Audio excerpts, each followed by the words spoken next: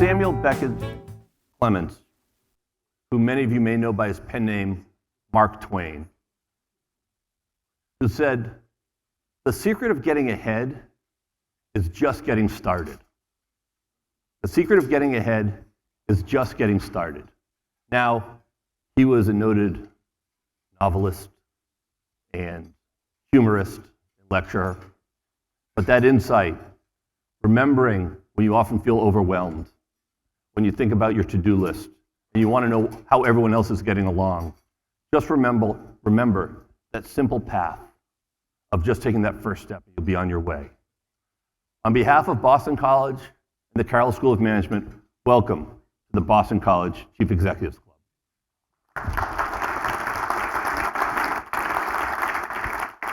Thanks. Now, this concept of maximizing your life by getting going isn't unique to Twain. The Latin translation, of course, we all know, carpe diem and seize the day. And the Jesuits follow the Ignatian tradition of experience, reflection, action. Experience, reflection, action. And action isn't just merely for yourself, but it's also for others. It's for the community in which we live, that global community. So when you find yourself getting stressed, and you've got your list of things that you need to get done, you want to know how others are doing it, just remember that simple concept. Just take that first step. You're on your way to success. When I talk about continuing to move on, we will have another event here at our home at the Boston Harbor Hotel on December 4th, when Salient CEO Diane Hessen will host Niran Chaudhry, the chair of Panera Brands. We also just received 2 more commitments for our spring semester. As soon as those dates are final, I will send them to you in the next coming days. Now on to today's event.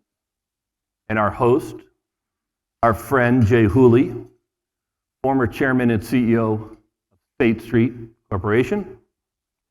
Jay served there for 23 years after a distinguished career at AT&T. He now keeps himself involved on a variety of boards, including ExxonMobil, Liberty Mutual Insurance, thank you, David and Tim, and Aptiv, Encore, and the Boys and Girls Club of Boston. Although passionate about all of those, I believe that will fall just below his love of Boston College, having been a proud alum and serving as our chair of the board at BC. So thank you, Jay, again, for your help and your continued support of the university.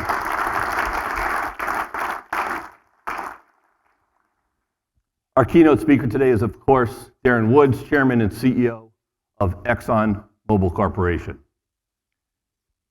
He grew up in Wichita, Kansas, got his undergraduate degree in electrical engineering from Texas A&M, his MBA from Northwestern's Kellogg School of Management.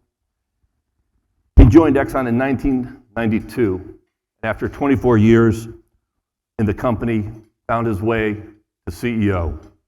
Most recently, he spearheaded ExxonMobil's deal to acquire Pioneer Natural Resources, an all-stock merger valued at $59.5 billion. I hope you will join me in welcoming Jay and Darren to our stage.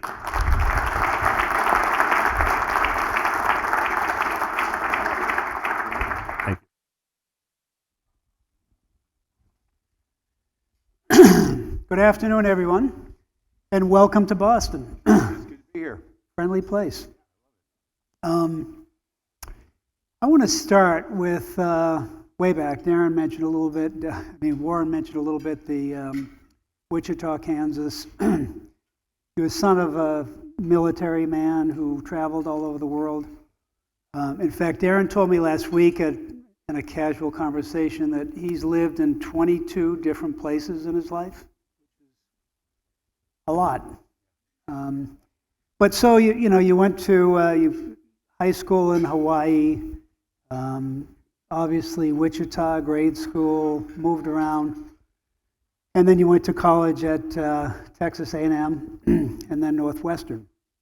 And so my first question is just reflecting on those early years. Who was most influential to you? And what were the traits that you learned in those early years that have served you throughout your career up until today? Yeah, well, I think maybe I'll start with the what in terms of what influenced me, because I think that moving around and constantly being the new kid in town, being the outsider, especially as you grew older and got into adolescence, was a really challenging time for me. And I think as you move and go to different high schools, I think 3 different high schools, you have to at some stage decide, are you going to try to judge yourself around what everyone around you thinks when that keeps changing every couple of years? Or are you going to establish your own set of values and judge yourself based on what I'd say is more of an internal compass? And I chose that latter, probably out of just self-preservation, frankly, is judge myself based on what I've come to be through this experience of moving around. That philosophy or that mindset has, I think, really played an important role in the job that I do today, because I focus kind of who I am and what I believe in and trying to do the right thing for the right reasons in the right way, despite what I would say is maybe the conventional wisdom or the criticism that comes my way. And I think a lot of that, withstanding the pressure that you're very familiar with, Jay, that I went through, I think, frankly, that childhood experience prepared me for that. I mean, with respect to who, I take a lot from my parents. I mean, I think that moving around drives your family closer together. And so my father and my mother were really big influences. They both grew up in the Midwest, really strong work ethics. My father had a very can-do attitude. I can remember from a very early age, every time he's a big DIY, do things, wanted me, every weekend he had me working. And I can remember a number of times where I just said, I don't know how to do that. And his response was always, figure it out. You better figure it out. And that mindset to me kind of continues on. So there is no can't, there's only how, and go figure that out. And so that's lived with me for a long time. And my mother came up through, she was an assistant working at a roofing company, surprisingly enough, and eventually became the president and CEO of that roofing company. And so she's kind of a self-made woman. And so her work ethic and the things I saw her do were a big influence. And so I'd say both my mom and my father were good role models for me growing up, their work ethic and their values. And then the final person I would just mention is my wife. She's kind of kept me out of the ditch when I was younger. We met when we were in high school. We met when we were 17, and we went to college together and got married right out of college. And so they always say behind every maybe good man is a good woman, and I always say she was way out in front of me, and I kind of followed her. So she's been a really important part of my success and kind of my life. Great. So Exxon, kind of a career Exxon man. 2016, you'll recall, Darren's predecessor, Rex Tillerson, gets the call from the White House to come down and be Secretary of State.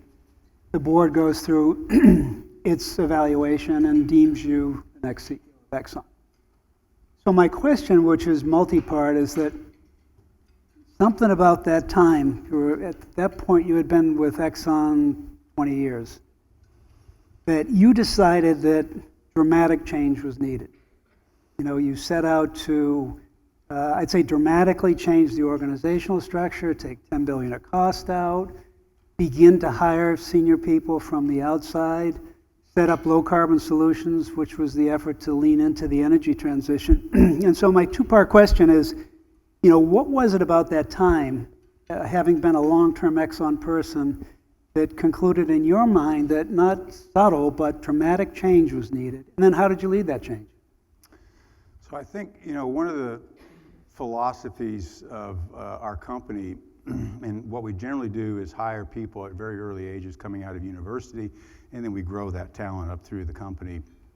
And we put a lot of effort into development of our people. And I can remember at a very early age in the company that, one of my responsibilities was to find the next CEO and develop that person. And so there's a very strong culture of development. And part of that development process, particularly for people who are recognized as having the potential, we move them very quickly into a lot of different jobs that challenge and stretch and develop people. That's part of our development process. And so you're constantly, and the company consciously makes a decision to sacrifice what I would say is the short-term benefit to the job to develop the person for bigger and better things going forward in the future. So that's the development process I went through.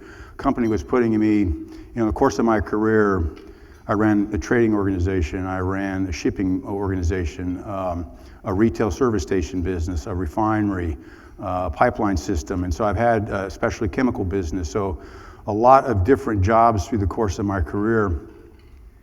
And there's always, I think of two approaches when you go into a job where you don't really know the background or the experience in terms of looking at the job. You can focus on being a success in the job, or you can focus on making the job successful. And I'll just, in my mind, being a success in the job is focusing on yourself and how you do what's expected of you so that you are seen as being successful. Making the job successful is figuring out what's the potential of this job and where can I take it. That was my approach from very early, and not because I was looking for some kind of payday on that. I'm an engineer by trade. That's what satisfies me. That's what the ability to find the opportunity to make something bigger and better was always kind of what inspired me. So every job I had going through the company, despite being a company and being an ExxonMobil for life, was coming in and figuring out what could I do to make this a better place, more productive job, and redefining that job. And so almost every experience I had with the company, I redefined the jobs that I was in based on the objective of making it better and leaving something behind that was better than I found it. And the company strongly encourages that. Despite the traditions that we have, there is a very strong expectation that you improve and make things better. And so I was always encouraged to continue to do that. Of course, with that change came a lot of accountability. If you got it wrong, made the change wrong, you suffered the consequences of it. If you got it right, you moved on. So coming into this job, Jay, I came in with the same view. And frankly, when I first took the job, I wasn't actually gunning for the job. I wasn't that interested because I knew at this stage, it wasn't a job, it became a lifestyle. If the company needed me to do that, I had a tremendous sense of loyalty and obligation to the company that I would take it, but it wasn't something that I necessarily aspired to. And so coming into that job, I didn't go in with the mindset, I'm going to change everything. I went into the mindset of understanding where could I take the job to and where could I take the company to. And frankly, growing up in the company, I never felt like we were delivering to our potential. With all the jobs I had and the different places I moved through the company and the people that I knew and the capabilities that we had, it always felt like we were somehow fighting with one hand behind our back. And so coming into this job, I was very conscientious of how do I unleash what I believe is the full potential of this company, which then led me to start thinking differently about where can we take this business, where are the challenges. And when you get to that level, can then look across all the businesses at that altitude, you can really begin to see what I would say were some of the things that were inhibiting our ability to be successful. And so started on that journey back in 2018 to deconstruct the organization and unwind essentially every part of the business and reconstruct it. And that's the journey that we've been on, and we've kind of made some final changes earlier this year. Got one more to come that will, when we get through this series of change, we'll make maybe a slight adjustment going forward, but I feel pretty good about where we've taken it to. I think the trick in terms of managing that is the organization had been pretty static for 20 years, and so a lot of the people who grew up in the company almost defined the business based on how we organized ourselves, which was a problem in and of itself. And so I recognized that, making this change when a majority of our people had defined their jobs, their business as the organization that they were working in, was going to take some time to start unwinding and to demonstrate there's a different way of thinking about the business. I also knew I couldn't spend a lot of time talking about that broadly because the ability to relate to that concepts that I had, I think would be challenging. And so we did a lot of the moves early on without really the proper context for the organization, which was a bit challenging in terms of people trying to understand what Darren and the team are doing. very early on, I decided, historically, you grew up in the upstream business, and then you as you rose into the ranks of the management committee, which are the direct reports that report to me, you managed parts of the business you grew up in. I decided in 2018 to take an individual who grew up in the chemical business primarily and put him in charge of our upstream business. And I took a person who grew up in our upstream business, and I put him in charge of our chemical and downstream business, which was an extremely radical concept at the time. Well, I think it still is radical for our company, but the idea there was we had a lot of people who understood how to do the upstream business and the chemical business. What I wanted is a leadership team that brought a different perspective and worked on how do we get the most out of this business without really being encumbered by the paradigms of those businesses. And while at the time it was somewhat controversial, it has proven to be very effective. And that was that work, which began to manifest itself in some of our early results and thinking, gave us some momentum. And then as we made changes and put more points on the board, people began to see the benefit of the changes that we were making, and the momentum started to grow. And then we got far enough along the change journey that we could then kind of put all the pieces together for the organization and explain the strategy and how these pieces fit together, which is kind of where we're at now. So I think the organization today understands our strategy, understands how the organization we've put in place supports that strategy, and frankly sees the benefits of that organizational change now delivering results that historically we've never been able to deliver, and I think are up for the next change and feel good about where we're at. So that's kind of how we've gotten to where we are. How would you describe Exxon's business strategy today? So growing up in the company, we've always talked about some of these core competitive advantages, and they were our scale. They were the fact that we ran a number of businesses that were integrated. So think about running an organization that produces crude and running an organization that refines crude into products. We had a technology function that we felt like was a competitive advantage. We have what we call functional excellence, which is really around the ability to execute with excellence. And then our people, and those were always the kind of the 5 core competitive advantages. And my challenge to the organization was show me where it's impacting our performance and our bottom line, the ability to deliver above and beyond what competition can deliver on. And the work was either we figure out how to fully leverage that and it manifests itself in our bottom line results and our competitive positioning, or we stop talking about it. But to talk about it and not demonstrate the value proposition was unacceptable to me.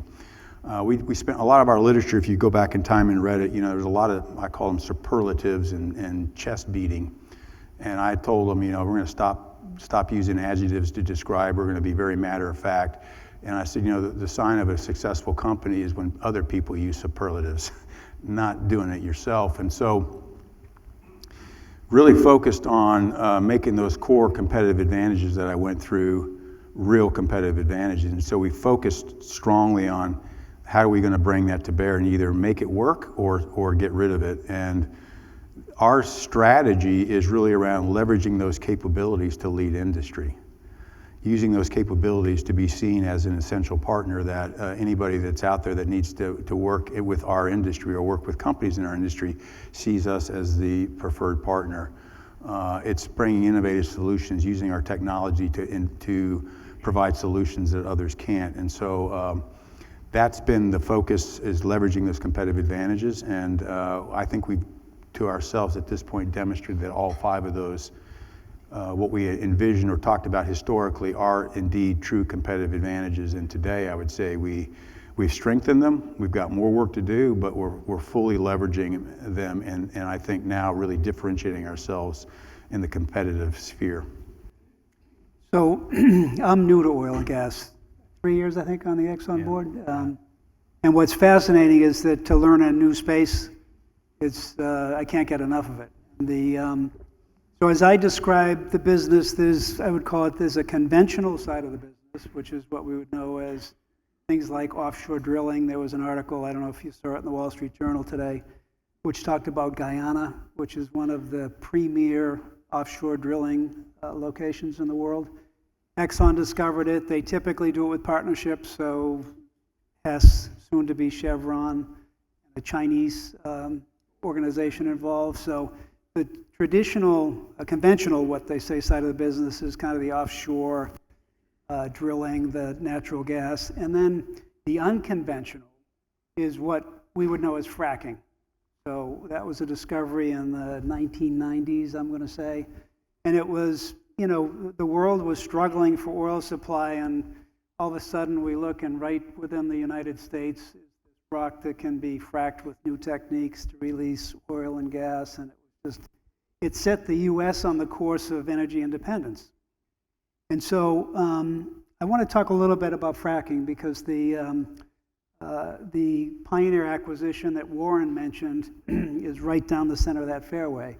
And as a setup, I wouldn't have thought of oil and gas as being an innovative or a technology-driven business. But talk a little bit about the unconventional business, our business, and why the Pioneer acquisition made so much sense. Sure. So fracking, it's been around since the beginning of the industry, frankly, but in terms of its application in the Permian space in West Texas, if you saw the rock that you're extracting the oil from, it looks like granite. It is as solid can be. And what fracking is, essentially you drill a well through it, and then you blast that rock and crack it open, and then the oil comes through those fractures, and that's how you pump the oil. And so if you go back in time, it was extremely expensive technology, and in the early stages, not that productive. And so the economics of it looked extremely challenged. We got into that high price oil environment where crude was above $100 a barrel. Well, that provided a lot of incentive for the industry to innovate and find more economical ways to frack and produce that oil. And the learning curve drove the cost of that production way down very quickly. Frankly, as a company, a large company, we missed that as an opportunity. We never thought the economics would be that attractive. And so when it became clear that we were missing out on what was going to be a large potential resource base, at the time we bought a company called XTO, which is really our entry into trying to buy into the capabilities of fracking, and frankly didn't recognize the full potential of what fracking could bring from a resource development standpoint until after we bought XTO and paid for it, which is one of the criticisms that the company had with respect to that deal. But we got into the business, and one of my challenges for a long time, because of our organizational construct, we kept that XTO business separate from the rest of ExxonMobil. And I never felt like we were really bringing the benefits of what ExxonMobil could bring to bear into the unconventional space. And so when I got in the job, one of the things I said is, we're playing this game like all the other people are playing the game, all the independents, all the small guys. We're not a small guy. I used a baseball analogy, which I'm not sure is appropriate because I don't really watch a lot of baseball. But I was like, they're playing a short game, we're long ball hitters. And so, is that okay? I said, what does the long ball game look like in the unconventional space? I mean, when we get up, we go for the home runs. We don't go for the infield stuff. And frankly, nobody had ever asked that question. And so we started thinking differently about, if we were to bring all that ExxonMobil has to bear into unconventional, can we create a unique concept and a unique advantage? And so that's what we set the organization on the path to do, and focusing on technology, focusing on our capabilities. And over the course of the last 5 years, we have come up with unique approaches and technologies for more effectively recovering the resource out of this rock that looks like granite, and doing it at a lower cost. So we're getting more recovery at less cost, which is, that's magic in this business. And my view was, if you can come up with that advantage, then you can create deal space and open up an opportunity for an acquisition. So we had invested in better, more productive mechanisms for extracting the resource, and then what you needed was an inventory to apply it to. And Pioneer had the best acreage position in the Midland. Really, it's in the sweet spot, the fairway of that basin, and so really good acreage, but didn't have the same capabilities that ExxonMobil had developed. So when you think about taking what we have learned, the development approach and the technology, and then applying it to the best acreage and the best resource in the Midland, you create a lot of value from that transaction. So that was unique deal space, and that's what opened up the opportunity to transact. And what it's created for us now is an opportunity to apply all those advantages that we've created over the last 5 years to an inventory level that has a 15 to 20 year life. And frankly, we justified the deal and talked to the board about, we're going to justify this based on what we've demonstrated today. This is not we're not justifying this deal on an aspiration or a hope and a wish. We're justifying it on what we've demonstrated on a lot less productive acreage. We know we can now apply it to this more productive acreage.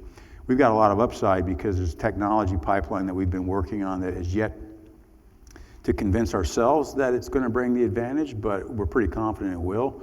And so we think we've got a lot of upside to the deal as well, but we weren't going to build that into our base case economics, and so feel pretty good about where we're at today. And frankly, the opportunity here is we're going to recover more oil at a lower cost, which is good for the U.S. economy. Marginal cost of supply is going to come down.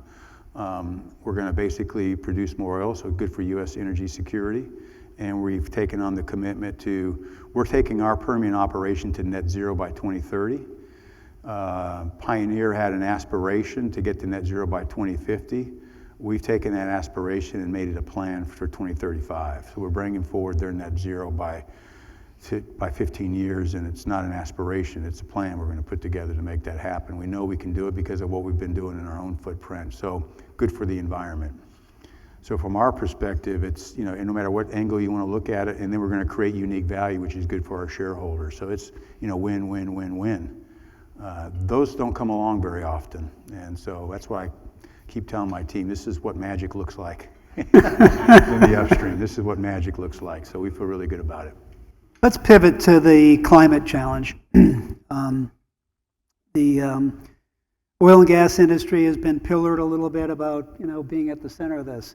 As part of your strategy, you talk about the and equation, which is the conventional and unconventional businesses, and then there is the energy transition. And your and equation resulted in establishing an organization called Low Carbon Solutions. I'd like you to comment a little bit on what you view Exxon's role is in the energy transition. And I'm going to come back to if you were the ruler of the world and you had this net zero by 2050, what has to happen? So start with Exxon and then broaden it out to say, what policies do we need, what changes do we need to make this a reality? Yeah, so this is a space, and Jay got kind of involved in it in kind of the depths of the 2020 pandemic, but at this intense period of time when there's a lot of folks out there that thought that, this was the end of the industry. There was a very simple narrative around the energy systems of the future will all be wind, solar, electrons, and therefore the role of oil and gas is going to be limited going forward. That was a very, I think, superficial way of thinking about it. We definitely believe that wind and solar and electric vehicles are going to play an important role, and they're a necessary part of the solution, but they're not sufficient in and of themselves. So there's got to be a broader solution set. Because we talked about ourselves and others talked about us as an energy company, there was again, I think a somewhat superficial view that, well, you're an energy company, you should go into wind and solar. Wind and solar is power generation. We provide fuel to power generators, just like we provide fuel to mobility and car manufacturers. So the logic was, you're providing fuel to power generation, you're an energy company, you should go into power generation and go into renewables. And my view is we don't bring a lot to that space other than a checkbook. And frankly, we don't think our investors need us to write checks for them. If they want to write a check, they can do it directly. What we bring is a solution. So we're not an electron company. And the question is, we're a molecule company. We manage and transform molecules, and we've been doing that for 150 years-ish. And people forget we're one of the largest chemical producers in the world. And so what we looked at is, we're good at molecules. Is there a role for molecules in this space? And carbon capture and storage, hydrogen and biofuels are all molecule solutions that frankly all independent objective analysis out there tells you are going to play a role in the transition. At this stage, given the challenges associated with transforming an entire global energy system, we need as many solutions out there as possible. And we got very focused early on, our society got very focused early on based on a very narrow narrative that says you got to get rid of oil and gas. And so it turned into, from address the emissions that are causing climate change or have the risk of causing climate change, to get rid of oil and gas. And what we're focused on is actually stay focused on the problem statement, which is we got to get rid of the emissions. And whatever's most cost effective to do that should be the solution that society is going for. And we've got to start bringing in a more thoughtful approach to the policies and the approaches that we're taking that comprehend cost, because this will not be free. And if you go back in time and listen to the discussion, nobody brings up the cost. It's got to be affordable. Society cannot afford to change this if the cost is too high.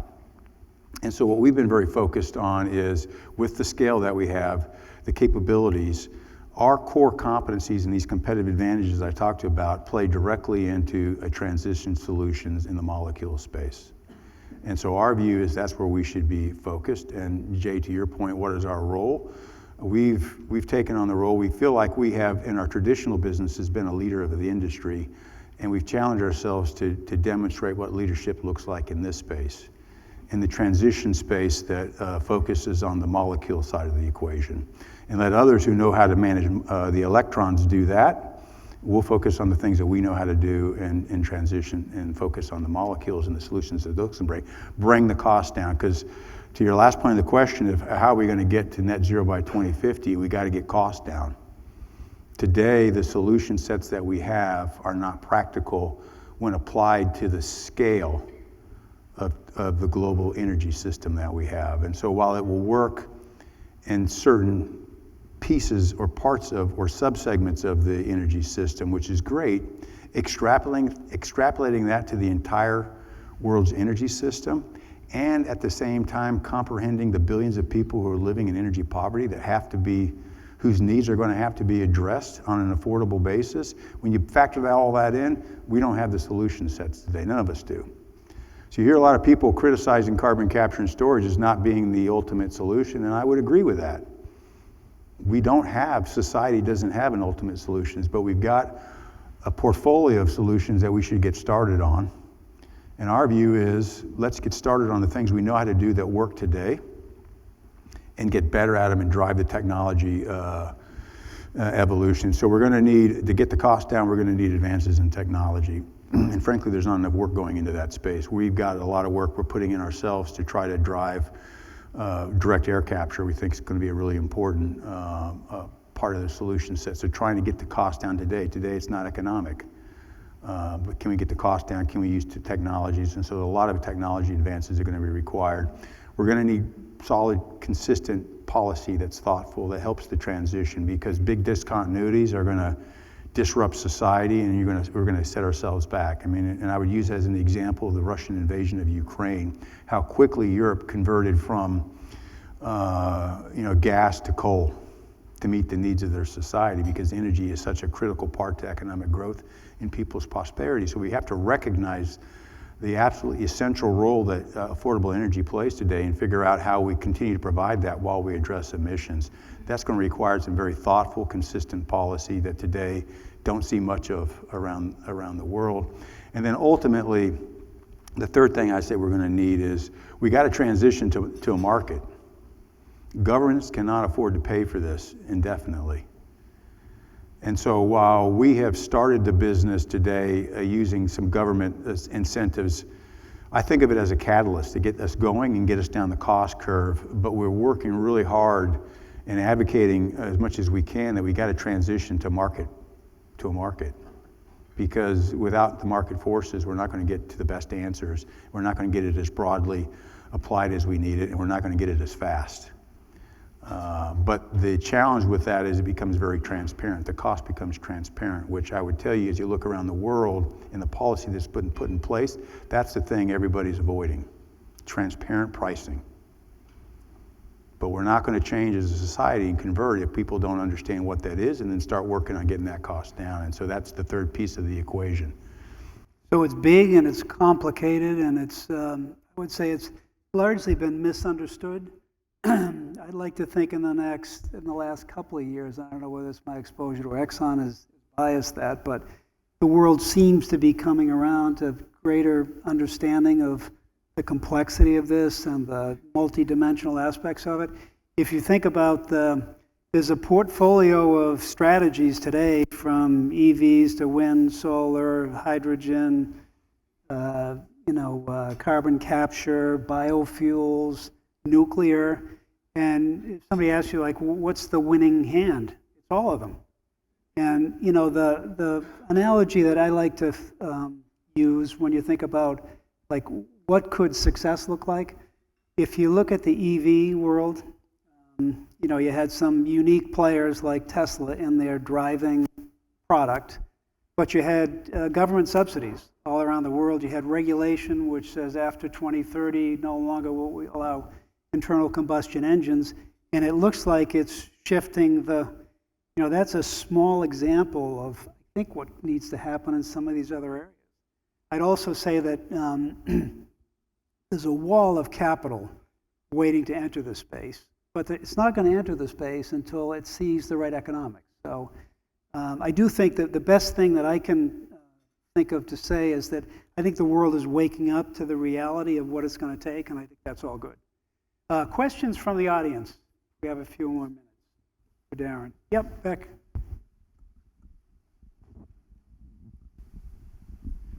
Hello from a fellow Midwesterner, Indiana, and I went to high school in Bangkok, Thailand, so I appreciate the multiple school lifestyle. I just returned from Colombia, where gas prices are $14 a gallon. How are we lucky here to not have that, is one question. And my second one is, how has return to office been a challenge, and what has been a solution for you?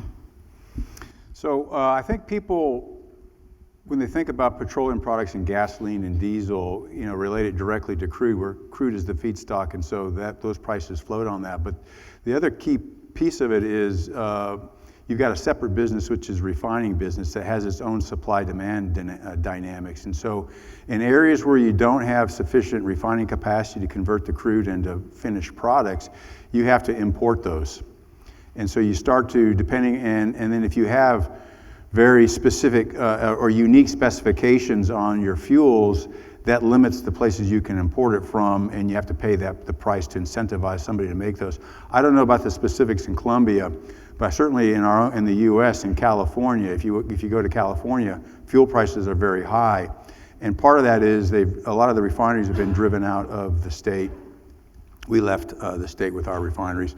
A lot of regulations that put cost on the refineries that stayed, which raises the cost, and then a very unique set of specifications for that fuel, which makes it very difficult to produce. And so if you're not geared to do that, if any of the existing refineries in that state have a problem or an upset, their ability to source alternate supplies is extremely limited. And so supply demands kick in and the prices go way up. That's generally what you see in that market. And frankly, if you look around the whole of the world, there's a fairly liquid market for transportation fuels. The price setter in the world today is Europe. And Europe has very high natural gas prices, which are used for fuel and refineries.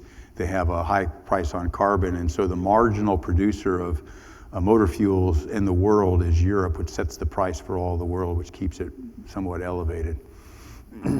With respect to the COVID and the return to work, we never had a work from home policy. What we tried to do instead was understand.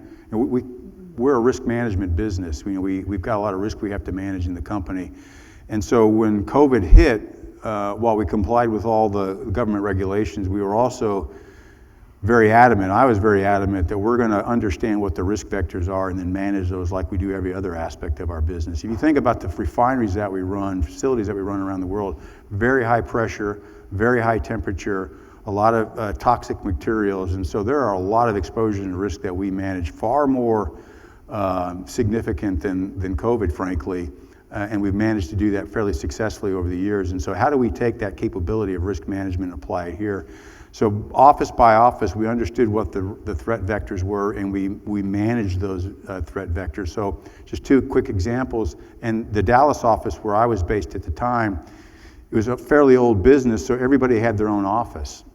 And so the exposure for an individual coming into work in Dallas was very low, and so we never closed the office, and we basically said, if you need to stay home to take care of your kids or take care of a loved one or something, then that's obviously that we had the flexibility for you to do that, but your job is in Dallas, in the office, come into the office. And so I worked every day throughout the COVID period in the office, and we made sure that nobody got COVID in the office because of the ways we put up.